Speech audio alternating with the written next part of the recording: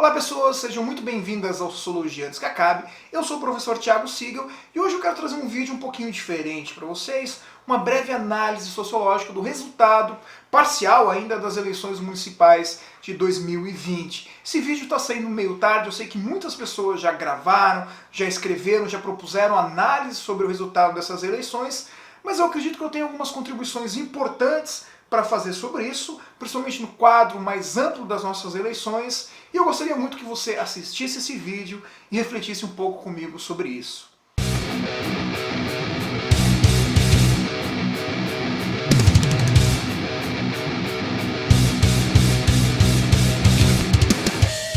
É curioso, por exemplo, a gente traçar um paralelo entre as eleições municipais no Brasil e as eleições majoritárias presidenciais nos Estados Unidos. Já notou alguma coisa diferente, né?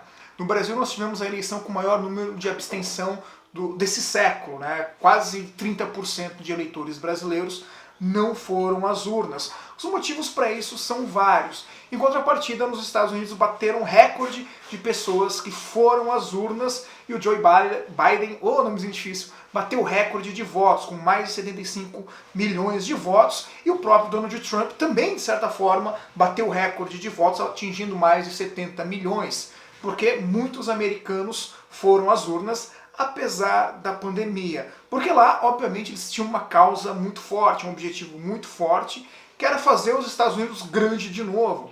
E para fazer os Estados Unidos grande de novo, precisaria tirar uma pessoa pequena da presidência, como é o caso do Donald Trump. Isso levou milhares, milhões de eleitores às urnas, o que também foi, de certa forma, facilitado pela questão do voto pelo correio, que para nós brasileiros é um troço bem estranho. Vamos lá. No Brasil, por outro lado, a ideia de o sentimento de frustração com as urnas, com o resultado das eleições, que já levou a um grande número de abstenção na última eleição presidencial de 2018, continua forte em 2020.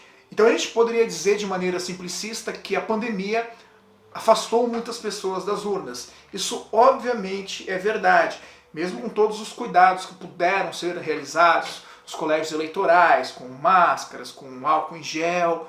Eu nunca passei tanto álcool em gel na minha vida como nesse último domingo, por exemplo, porque eu trabalhei nas eleições.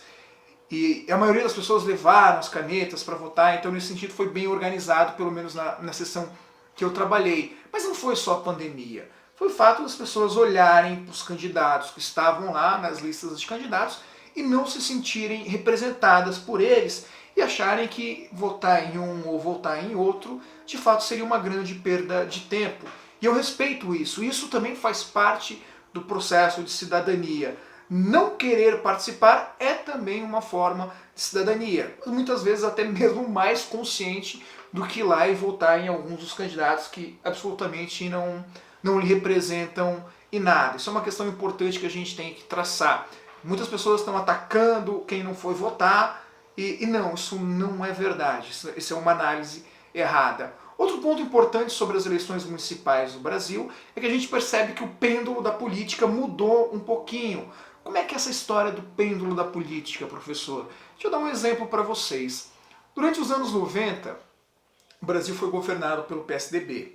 E o PSDB dos anos 90 poderia ser facilmente chamado de um partido de direita. Porque o conceito de direita e de esquerda muda muito ao longo da história. Não necessariamente o que nós consideramos direita hoje seria o que era considerado direita há 100 anos, ou há 20 anos atrás, como o caso desse exemplo. E durante 8 anos de governo do PSDB, muitas coisas boas aconteceram, mas muitas coisas ruins aconteceram. Houve um esgotamento do governo do PSDB, o que favoreceu as eleições do presidente Lula em 2012. Então o pêndulo que estava mais à direita foi a esquerda com essa década que o PT teve no governo do Brasil. De tal modo que em 2002, eu lembro bem, você se identificar como sendo alguém de direita era quase um xingamento. As pessoas de direita tinham um pouco de vergonha, de receio de se manifestar sobre isso. Esse pêndulo foi então à esquerda, embora pode ser questionado se de fato o governo do PT foi realmente um governo de esquerda, mas foi à esquerda durante os 8 anos do governo Lula, durante os 4 anos do governo Dilma, e depois ele começou a mudar.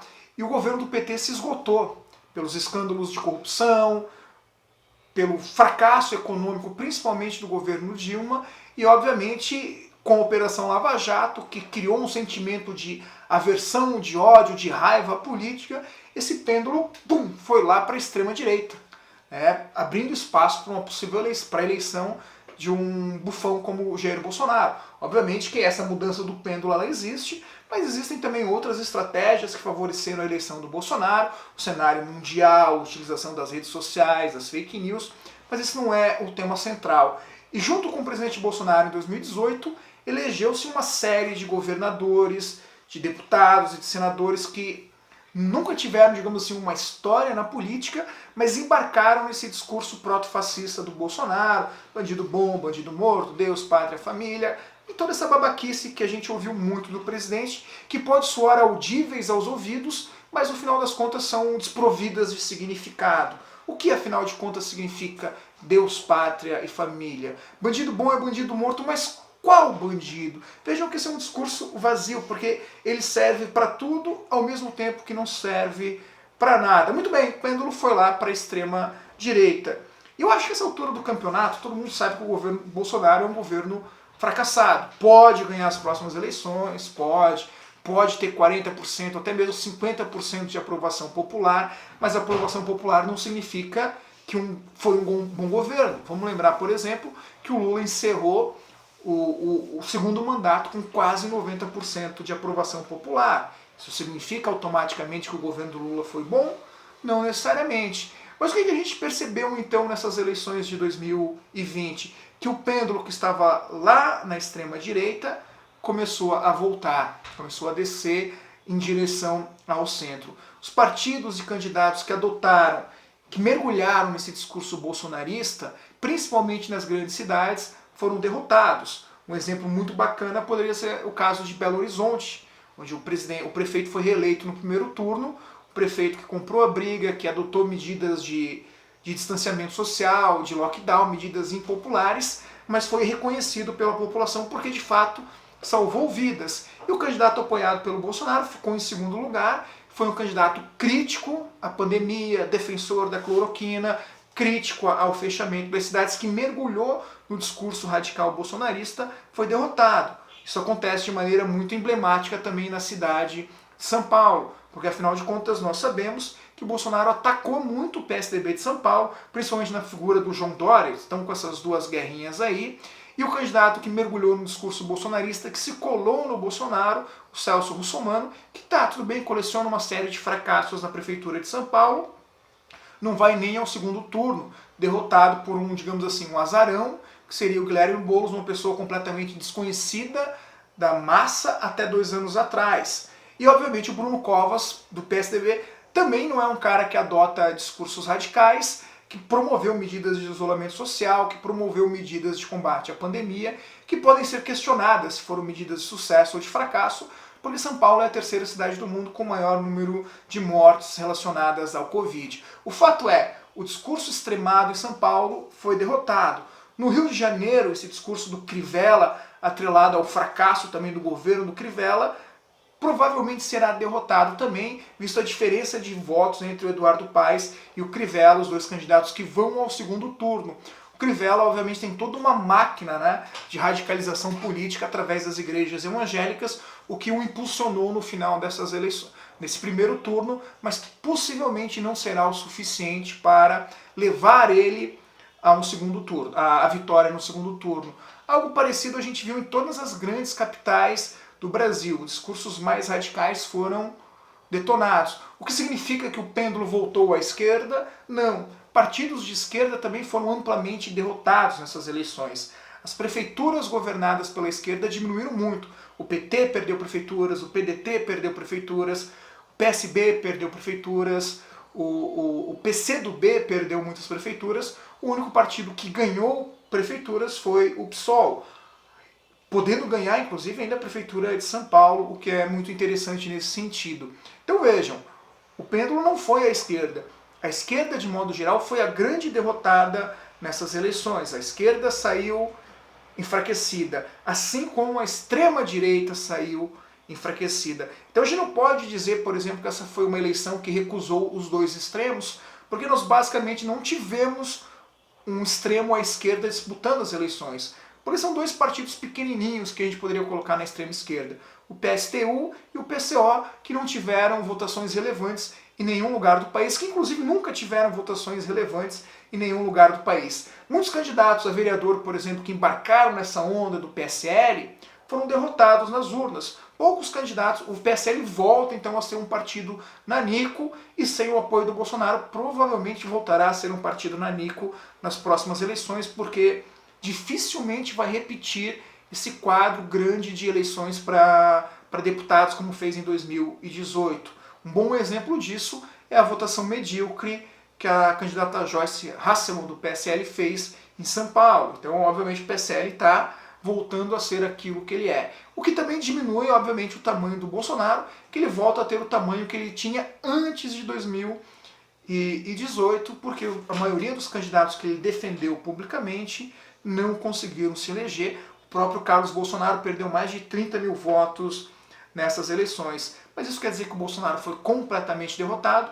Não, porque quem venceu essas eleições foi o Centrão. O pêndulo que estava lá na extrema-direita caiu ao centro.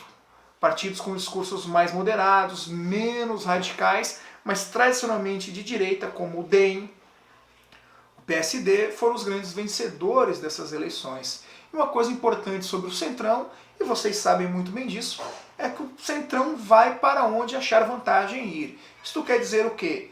Que se chegar 2022, a popularidade do Bolsonaro por algum motivo estiver em alta, obviamente esse Centrão vai apoiar o Bolsonaro porque vai enxergar a vantagem ali. Mas não se enganem, se surgir algum outro líder na direita, na centro-direita ou até mesmo de centro, que se tornar mais viável para o projeto de poder em 2022, o Centrão abandona o Bolsonaro rapidamente e vai apoiar esse cara. O mesmo vale para uma centro-esquerda. Surgir alguma outra liderança, se descolar, por exemplo, um bom governo de Boulos em São Paulo numa eventual vitória, ou um bom governo do próprio Covas em São Paulo numa eventual vitória, ou um sucesso da vacinação da Coronavac em São Paulo por Dória, não tenho a menor dúvida que esse Centrão vai apoiar qualquer outro candidato que se tornar viável, que se tornar popular em 2022. Ou seja, essa foi uma eleição que no final das contas mostrou uma derrota da esquerda, mostrou uma derrota da extrema-direita, desses discursos de ódio, anti-ciência, das teorias conspiracionistas, e deixa o cenário completamente em aberto para 2022. Muito bem, se você gostou dessa breve análise das eleições de 2020, deixe aqui um comentário, se inscreva no canal. No mais, forte abraço a todos e valeu!